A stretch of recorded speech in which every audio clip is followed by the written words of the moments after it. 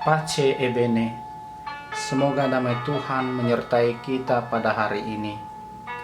Saya kembali membagikan renungan singkat untuk kita hari ini. Semoga renungan singkat ini mendorong kita untuk semakin mencintai Allah. Untuk membantu kita memahami renungan ini, silahkan membaca kitab sucinya. Bacaan Injil diambil dari Yohanes bab 7 ayat 40 sampai 53. Saudara-saudariku yang dicintai oleh Tuhan, sejauh manakah kita mengenal Yesus? Pada bacaan Injil hari ini diperlihatkan berbagai reaksi atas pengenalan orang-orang terhadap Yesus. Yesus adalah seorang pribadi yang berwibawa dan mengagumkan. Banyak orang tertarik dengan ajarannya. Kegaguman dari orang banyak ini menimbulkan masalah tersendiri bagi orang-orang yang mengaguminya. Mereka mempertentangkan identitas Yesus. Saudara-saudariku yang dicintai oleh Tuhan, kali ini saya mengajak kita untuk melihat beberapa kelompok yang berpandangan tentang siapakah Yesus itu. Kelompok pertama menganggap Yesus sebagai nabi. Tentu seorang nabi adalah hamba Allah yang selalu memberikan nasihat dan menyerukan keselamatan dalam terang Roh Kudus. Kelompok kedua menganggap Yesus sebagai Mesias.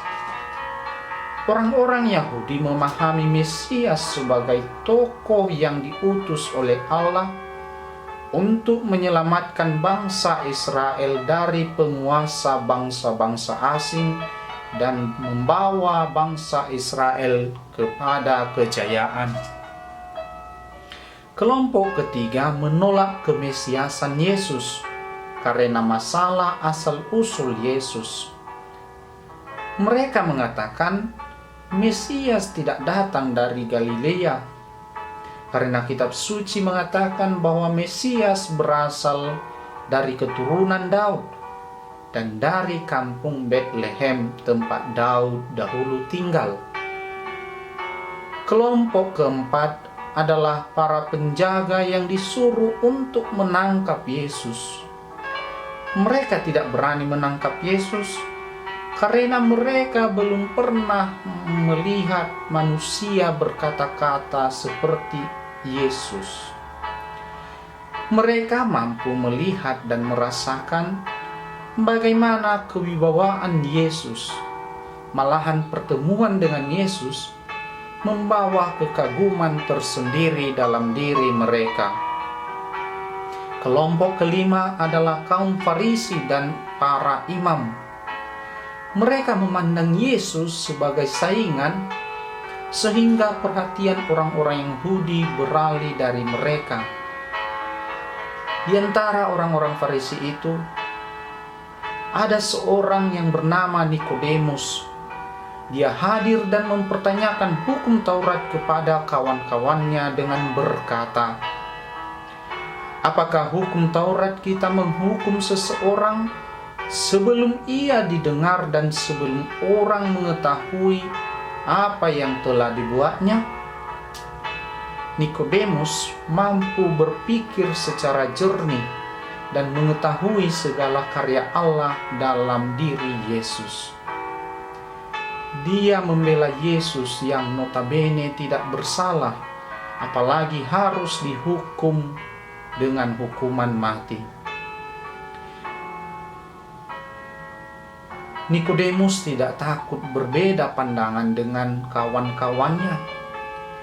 Dia berusaha memperjuangkan kebenaran dan menyerukannya, meskipun dia kemudian dicemoohkan oleh kawan-kawannya. Saudara-saudari yang dicintai oleh Tuhan, menjadi pertanyaan bersama bagi kita. Siapakah Yesus bagi kita?